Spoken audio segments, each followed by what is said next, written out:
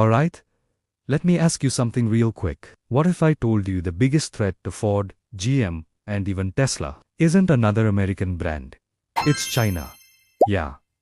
Chinese cars. And before you roll your eyes and say, bro, nobody's buying Chinese cars in America. Just wait, because what's happening right now behind the scenes, it could flip the entire US auto industry upside down. Cheap prices, high-tech interiors, wild battery range, and American dealers. They're not laughing. Let's break this down. No hype, no propaganda, just facts. Look, America built the modern car industry. Ford literally put the world on wheels. Chevy trucks, basically a religion in some states.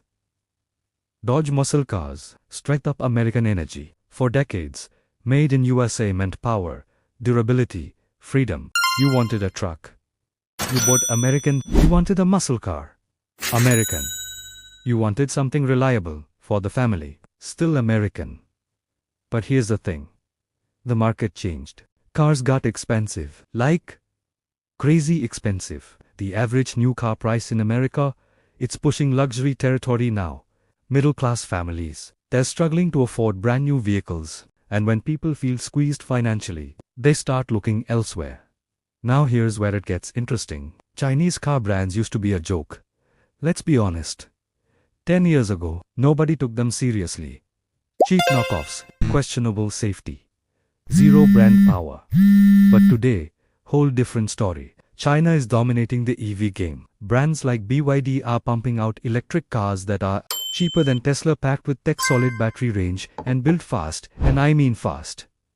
China controls a massive chunk of the global battery supply chain. That's not small, that's huge. Meanwhile, US automakers are dealing with union labor costs, regulations, supply chain issues, high production costs. So when Chinese companies produce EVs for thousands less, you better believe Washington is paying attention. That's why you're seeing tariffs. That's why you're seeing political tension. Because if Chinese cars enter the US market at scale, prices would drop. And that sounds great for consumers, but terrifying for Detroit. Let's talk numbers in real-life terms. Imagine you're a 28-year-old American trying to buy your first car. You walk into a dealership. One EV costs $48,000. Another option, similar tech, similar range, costs $28,000. Be honest, most people aren't choosing based on patriotism. They're choosing based on their bank account. That's just reality. And that's the scary part for us automakers. Because American brands built their business model around higher margins. Chinese brands, they're playing volume, low margin and massive scale. That strategy can wreck competitors. Just look at what happened in other industries. Phones, electronics, solar panels. Now hold up. Let's not pretend American cars are done.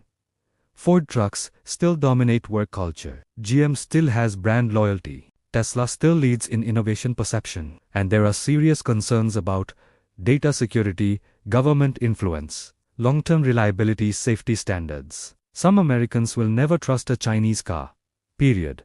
Especially in today's political climate. But here's the twist. A lot of people said the same thing about Japanese cars in the 1970s.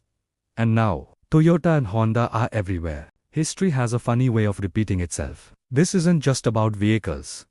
It's about global dominance. Auto manufacturing equals jobs. Technology leadership. Economic power, national security. If America loses ground in the auto sector, especially EVs, that's bigger than just what's in your driveway. That's geopolitical. And that's why this topic gets heated fast. So here's the real question. If Chinese cars were allowed to compete freely in America tomorrow, would you buy one? Or would you stick with American brands no matter what? Drop your honest opinion in the comments. No politics. Just real talk. Because, whether we like it or not, the global car war is just getting started. In the next 5 years, they're going to change everything.